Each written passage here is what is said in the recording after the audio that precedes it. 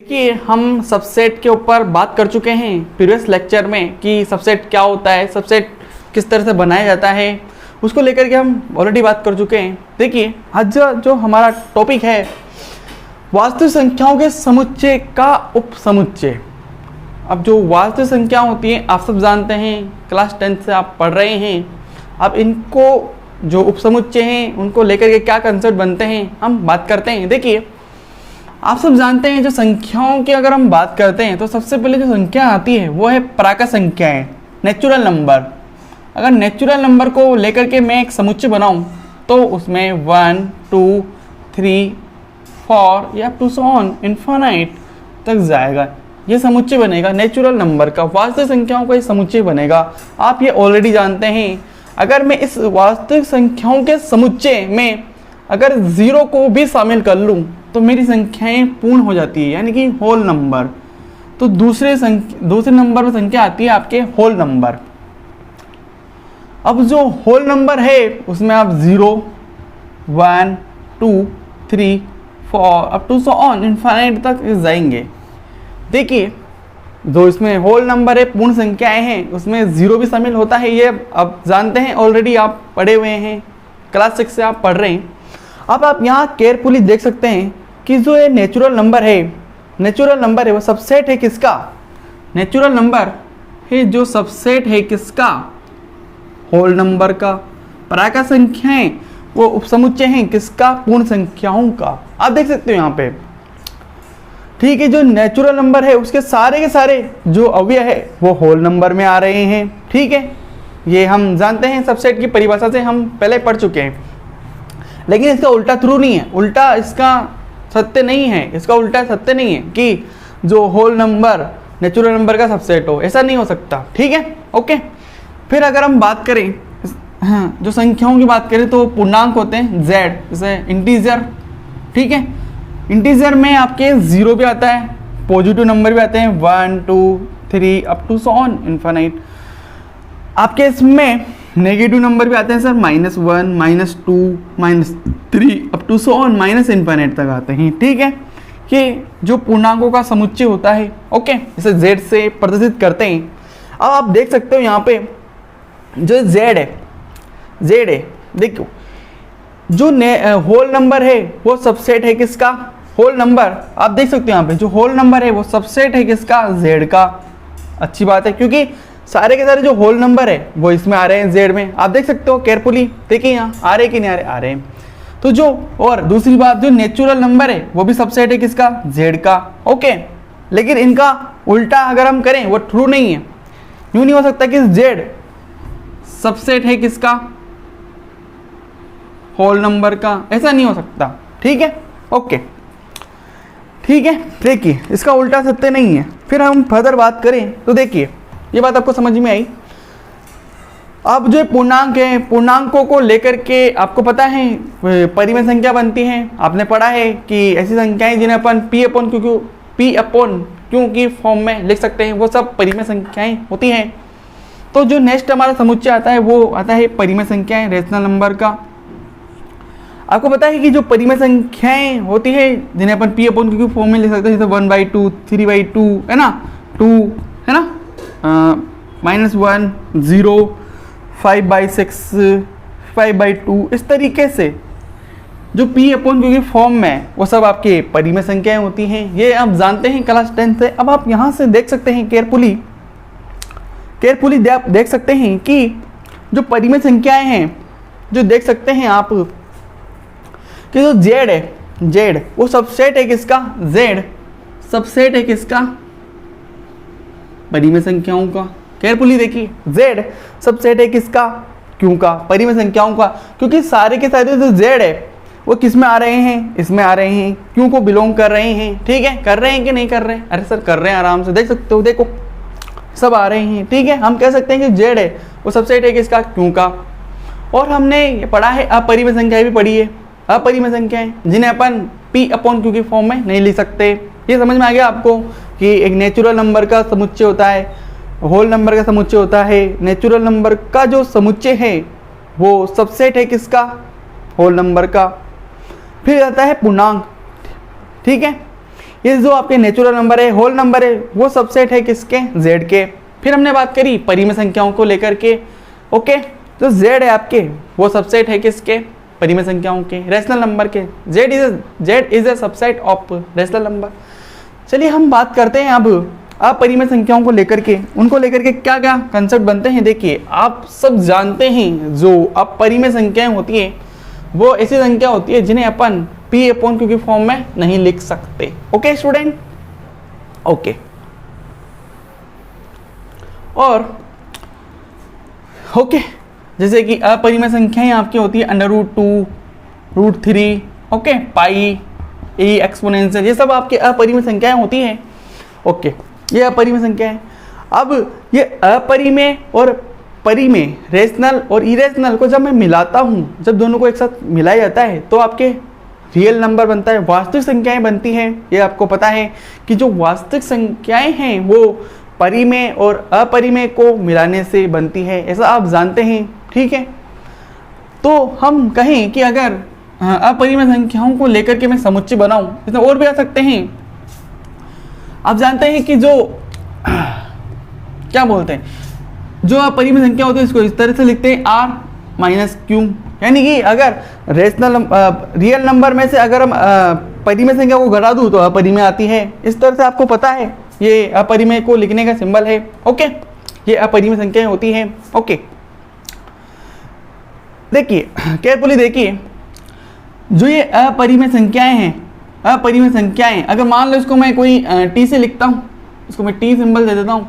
जो T है वो सबसेट है किसका? आपके रियल नंबर का। ओके, T सबसेट है किसका? रियल नंबर का, क्योंकि रियल नंबर एक बड़ा सेट है और अपरिमेय उसमें आती है छोटा सेट है। ओके, वो भी सेट है, ठीक है। ये अपरिमेय संख्या को मैंने T से लिखा यहाँ पे, ठीक है स्टूडेंट।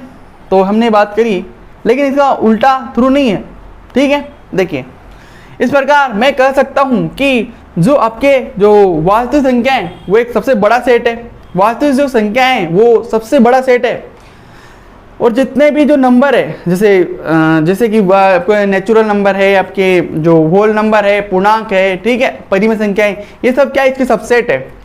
सब जितने भी नंबर है सब सबसेट है किसके? रियल नंबर के।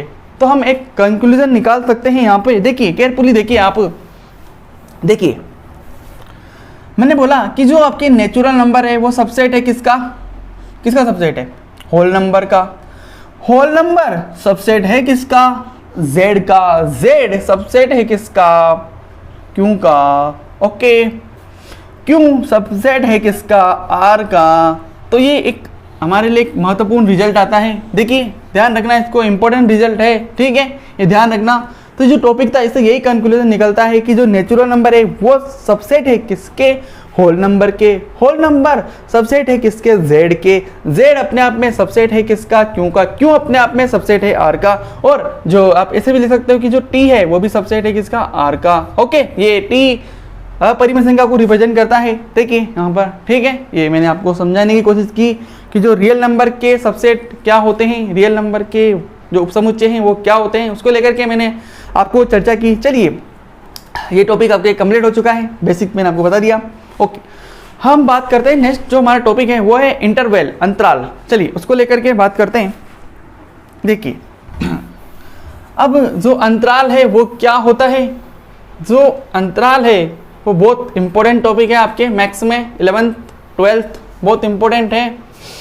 जब हम फंक्शन चैप्टर स्टार्ट करेंगे वहाँ डोमेन रेंज हम निकालेंगे तो वहाँ उसका बहुत यूज है, बहुत काम आने वाला है।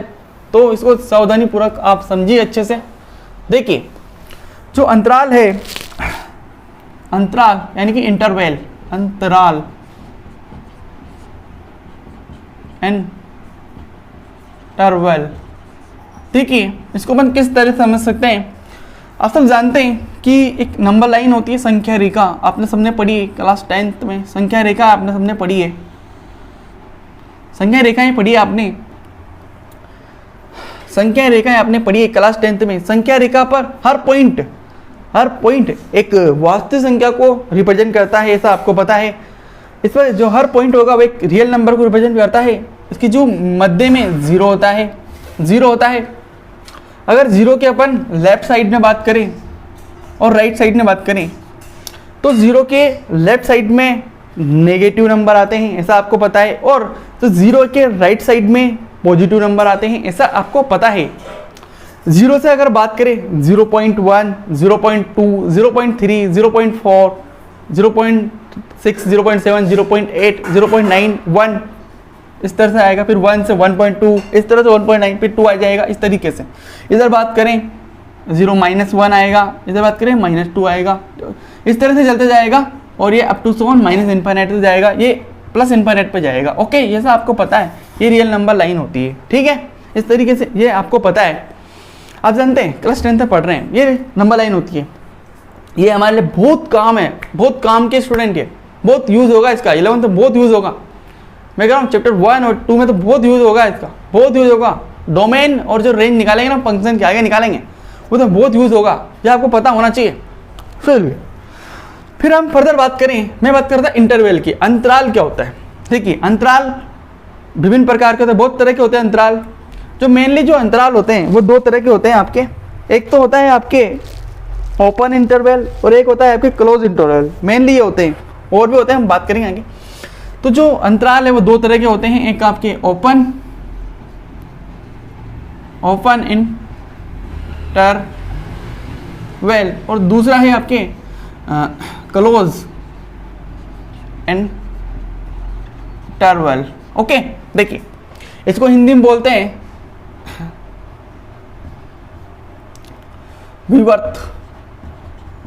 विवर्त अंतराल। वो जो क्लोज होता है उसे बोलते हैं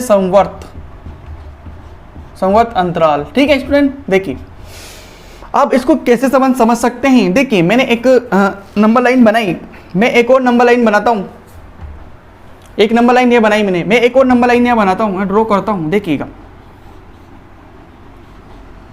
ठीक है, इसके मीड में 0 आएगा, 0 के 1 2 यहाँ ले लीजिए आप 3 4 चलता जाएगा इन्फिनिट तक। यहाँ -1 ले लो या -2 ले लो, ये चलता जाएगा कहाँ तक? इन्फिनिट तक। ओके, देखिए अब इसको अपन कैसे समझ सकते हैं। अंतराल का तो मतलब आप जानते हैं गैप, जैसे 2 नंबर यहाँ से यहाँ तक का अंतराल, जैसे 2 से 3 तक का। देखिए मैं सबसे पहले बात करता हूँ ओपन इंटरवल की। देखिए मैं बात करता हूँ, 2 नंबर लेता हूँ, जैसे मैं 0 से, देखना 0 से मैंने लिया 2 तक, 0 से 2 तक के नंबर लिखो आप। मैंने कहा कि 0 से बड़े और 2 से छोटे नंबर, 0 से बड़े और 2 से छोटे जो संख्याएं हैं उनको लेकर के अंतराल बनाओ। 0 से बड़े और 2 से छोटे, 0 से तो बड़े और 2 से छोटे। ठीक है, ओके। मेरे जो अंतराल है इसमें जो है 0 शामिल नहीं है। मैंने बोला 0 से बड़े यानी कि 0 शामिल नहीं है, और 0 से 2 से छोटे उसमें 2 शामिल नहीं है। इस तरीके से ऐसे 0 से तो बड़े 2 से छोटे, है ना। इनको लेकर के जो हम अंतराल बनाएंगे, 0 से तो बड़े और 2 से छोटे, ये जो अंतराल आएगा मेरा, देखना ये जो अंतराल आएगा इसी को हम बोलते हैं ओपन इंटरवल। ठीक है, ओपन इंटरवल बोलते हैं। और जो ओपन इंटरवल है उसको कैसे लिखते हैं अपन, रिप्रेजेंट कैसे करते हैं उसको रिप्रेजेंट करने का तरीका है। देखिए उसको रिप्रेजेंट करने का तरीका ऐसे, ये ब्रैकेट लगाओ आप। इसको क्या बोलते थे आप, क्या बोलते थे? Small bracket. क्लास 10 तक आप क्या बोलते थे इसको? Small bracket. लेकिन 11 से क्या बोलेंगे आप इसको? Open interval. क्या है ये? इस तरीके क्या है ये? किसका सिंबल है? ओपन इंटरवल का। अब 11th में आ गए, अब क्या बोलेंगे आप इसको? Open interval. कौन सा इंटरवल? Open interval. ऐसे ये स्मॉल ब्रैकेट इस तरीके से, है ना, ओपन इंटरवल होता है ये। जब भी मुझे ओपन इंटरवल को दर्शाना होगा तो मैं ये 2 ब्रैकेट यूज करूंगा। ठीक है, ओके। इसका मतलब है कि इसमें मेरे दूसरी बात, ये जो पॉइंट है जो अभी होते हैं इन्हें हम बोलते हैं एंड पॉइंट। इन्हें बोलते हैं जो आपके नंबर है 0 और 2, ऐसे कोई भी नंबर ले अपन, इन्हें बोलते हैं एंड पॉइंट, अंत्य बिंदु। ओपन इंटरवल में ये जो एंड पॉइंट होते हैं ना उनको शामिल नहीं करते अपन। ठीक है, और उनको शामिल नहीं करते। मैंने कहा 0 से बड़े और 2 से छोटे नंबर ले लो, तो ऐसे लिख दो 0 से तो बड़े और 2 से छोटे। इस तरीके से लिखा जाता है ओपन इंटरवल को। ठीक है, ओके। ये ओपन इंटरवल को आपको लिखने का तरीका है। ठीक है। जैसे हम बात करें और इनको ओपन इंटरवल को, और बात सुनो, ओपन इंटरवल को हमेशा ये जो ऐसे ये ओपन सर्किल के रूप में बताते हैं। ये ओपन सर्किल है, होलो सर्किल या ओपन सर्किल, ऐसे ये होलो बॉल, ये होलो जो बॉल है इस होलो बॉल से प्रदर्शित किया जाता है हमेशा। होलो बॉल, अगर होलो बॉल से प्रदर्शित किया जाता है किसको? ओपन इंटरवल को। ठीक है स्टूडेंट, ओके, ध्यान रखना है। होलो बॉल किसके लिए है? ओपन इंटरवल के लिए। चलिए, जो क्लोज इंटरवल है, क्लोज इंटरवल में अपन ये जो एंड पॉइंट है, जैसे मैं कोई भी लेता हूँ, जैसे मैं 2 से 4 तक लिया, 2 से 4 तक मैंने इंटरवल लिया, तो इसमें मैं ये जो है एंड पॉइंट इनको भी शामिल करूँगा। मैं कहूँगा कि सर 2 और 2 से बड़े, 4 और 4 से छोटे नंबर को लेकर के आप अंतराल बनाओ। 2 और 2 से बड़े, 4 और 4 से छोटे जितने नंबर है उनको लेकर के इंटरवल बनाओ आप। तो मैं बनाऊंगा कि 2 और 4 से, ठीक है। और इसको हम बताते कैसे हैं? ऐसे, ये बड़ा ब्रैकेट जो होता है ना, स्क्वायर ब्रैकेट, आपने पढ़ा था क्लास 10th में, आप स्क्वायर ब्रैकेट बोलते थे इसके, बोलते थे नहीं बोलते थे? बोलते थे। तो क्लास 10th रिकॉल कीजिए आप, आपके टीचर ने बताया आपको ये, ठीक है। इसे आप स्क्वायर ब्रैकेट बोलते थे। यहाँ पर ये 11th में ये इसे क्या बोलेंगे आप आज से? Close interval. क्लोज इंटरवल ये क्या है? किसका सिंबल है? क्लोज इंटरवल का। किसका है? क्लोज इंटरवल का। ठीक है, ओके। चलिए आगे बात करते हैं। तो मैंने कहा 2 से बड़े और 4 से छोटे को लेकर के हम इंटरवल बनाए, तो इसको इस तरीके से लिखेंगे, है ना। क्लोज इंटरवल 2 से 4, ठीक है, क्लोज इंटरवल, ठीक है ना, इस तरीके से। और जो क्लोज इंटरवल है उसे ऐसे डार्क सर्किल से बताया जाता है, ऐसे, ठीक है, इसको डार्क सर्किल से बताया जाता है। तो जहाँ कभी भी मैं डार्क सर्किल लगाऊंगा तो उसका मतलब है मैं क्लोज इंटरवल की बात कर रहा हूँ। अगर मैं होलो सर्किल लगाऊंगा तो मैं ओपन इंटरवल की बात कर रहा हूँ, ठीक है। तो ये मैंने आपको इंटरवल के बारे में बताया कि जो इंटरवल है अपने वो 2 तरह के होते हैं मेनली, तो ठीक है, एक ओपन और एक क्लोज, ठीक है। ओपन में एंड पॉइंट शामिल नहीं होते, ठीक है। ओपन को हम, जो ओपन है उसको हम ऐसे स्मॉल ब्रैकेट के रूप में बताते हैं, जबकि जो क्लोज है उसमें आपके जो है आपके एंड पॉइंट भी शामिल होते हैं। ये मैंने एग्जांपल की बात करी, इसको स्क्वायर ब्रैकेट से बताया जाता है, ठीक है स्टूडेंट। ये मैंने आपको बताने की कोशिश करी, ठीक है, समझ में आया। चलिए हम एक और बात करते हैं। एक और जो हमारा इंटरवल होता है वो होता है सेमी क्लोज इंटरवल और सेमी ओपन इंटरवल, उनकी भी हम बात कर लेते हैं। सेमी, देखो सेमी यानी कि अर्ध, आधा। सेमी मतलब आधा, या तो एक खुला होगा या बंद होगा, एक ओपन होगा या एक क्लोज होगा। यहाँ पर हमारे दोनों या तो क्या थे? ओपन थे या दोनों क्लोज थे। अच्छा, सेमी में क्या होगा? आधा आधा हो जाएगा, या तो आधा ओपन होगा या आधा क्लोज होगा। उसकी बात करते हैं, चलिए हम समझते हैं। देखो इसी में मैं आपको समझा देता हूँ, देखिएगा। देखो इसमें मैं आपको समझा देता हूँ, इसी डायग्राम में आपको समझा देता हूँ मैं। देखो सेमी, जो हमारा 3rd नंबर पे है वो है सेमी ओपन इंटरवल, ओके। और जो 4th है सेमी क्लोज इंटरवल, ठीक है। इसको समझे कैसे? जैसे मैंने एक नंबर लाइन ली, ये नंबर लाइन ली मैंने, ठीक है। मिड में 0 होगा, -1, -2, है ना, -3, 1, 2, 3 to so on +1, ठीक है, ओके। मैंने लिया 0 और 0 से बड़े, है ना, 2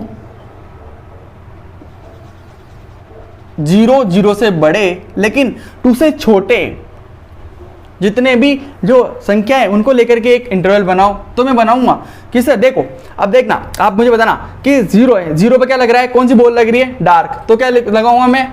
ऐसे लगाऊंगा, ये वाला क्लोज का, ठीक है। 0 शामिल, इसका मतलब है कि 0 शामिल है ना, इसका मतलब है कि 0 शामिल है, कोमा। अब मैं लगा रहा हूँ 2 पे कौन सी लग रही है सर? ओपन लग रही है। ओपन लग रही है तो सर मैं लगाऊंगा ऐसे, इस तरीके से, ऐसे ये वाला लगाऊंगा मैं ओपन का, ठीक है, ओपन का ब्रैकेट लगाऊंगा, ठीक है ना। अगर मैं कहता हूँ आपसे, जैसे कि क्या बोलते हैं, जैसे कि मैंने कहा, क्या बोलते हैं, हाँ, कि एक और लो आप इंटरवल लो, क्या लो आप? इंटरवल लो, एक इंटरवल आप और लो। जैसे कि मैंने लिया, हाँ,